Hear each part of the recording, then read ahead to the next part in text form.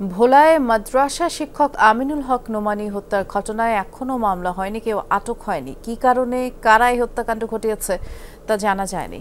তদন্তের পর রহস্য উদ্ঘাটন হবে বলে পুলিশ জানিয়েছে। মরদেহ ময়নাতদন্ত শেষে পরিবারে হস্তান্তর করা হয়েছে।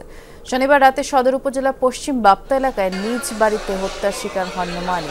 স্বজনরা জানায় শুক্রবার সন্তানদের নিয়ে তার স্ত্রী বাবার বাড়ি যান। বাসায় একাই ছিলেন তিনি। রাতে চিৎকার শুনে প্রতিবেশীরা ছুটে যান।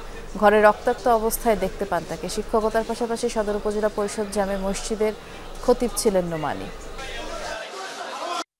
তিনজন গেছি যখন তখন দিয়ে কাকায় পড়ে রয়েছে নিচে পড়ে রয়েছে। পরে আমরা ধরছি, ধরার পর পাশে আশেপাশে যারা ছিল তারা আইসে, পাশের বাড়ির পরে দুইটা মেডিকেল নিয়ে এসেছি আমরা। দৃষ্টান্তমূলক বিচার চাই এবং প্রকৃত দোষীদেরকে দ্রুত সময়ের ভিতরে আমরা বের করার জন্য প্রশাসনের কাছে আমরা দাবি করছি। এ বিষয়ে আমরা আরো জানবো। আমাদের সহকর্মী ভোলা থেকে জুয়েল সাহা যুক্ত হয়ে অপেক্ষা করছেন। জুয়েল, এখন পর্যন্ত এই হত্যার মোটিভ সম্পর্কে কিছু জানা গেল কিনা, মরদেহের ময়নাতদন্ত সম্পন্ন হয়েছে কিনা জানতে চাই।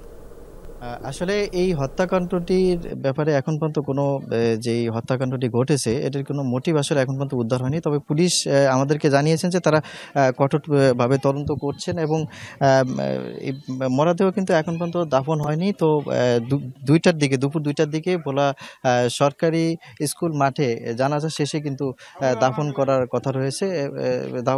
জানাজা শেষ হবে এবং পারিবারিক কবরস্থানে কিন্তু দাফন করার কথা রয়েছে।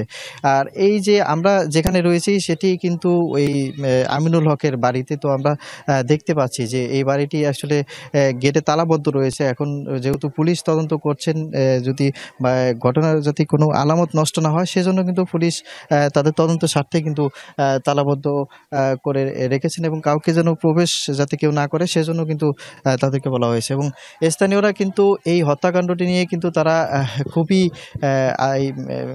রহস্য কিন্তু বিরাজ করছে স্থানীয়দের মাঝে যে আসলে এই যে একটি হত্যাকাণ্ড ঘটেছে যেটি গতকাল রাতে কিন্তু ঘটনা ঘটেছিল। তিনি বাড়িতে কিন্তু একা ছিলেন এবং তখন নামাজ শেষ করে যখন বাড়িতে আসেন তখনই তাকে হত্যা করা হয়েছিল এবং হত্যাকারীরা আসলে কয়জন ছিল সেই ব্যাপারে কিন্তু এখনও কেউ নিশ্চিত হতে পারেনি। পুলিশ কিন্তু তদন্ত করছেন এবং আমরা স্থানীয়দের মাধ্যমে যেমনটা জানতে পেরেছি যে উনি স্থানীয়রা তার বাড়ি থেকে বাঁচাও চিৎকার শুনে কিন্তু তারা এখানে ছুটে আসেন এবং ছুটে এসে তাকে নিচে কিন্তু রক্তাক্ত অবস্থায় আহত অবস্থায় তারা দেখতে পান এবং তাকে উদ্ধার করে ভোলা সদর হাসপাতালে নিয়ে যান এবং সেখানে চিকিৎসাধীন অবস্থায় কিন্তু তার মৃত্যু হয়েছে বলে আমরা জানতে পেরেছি।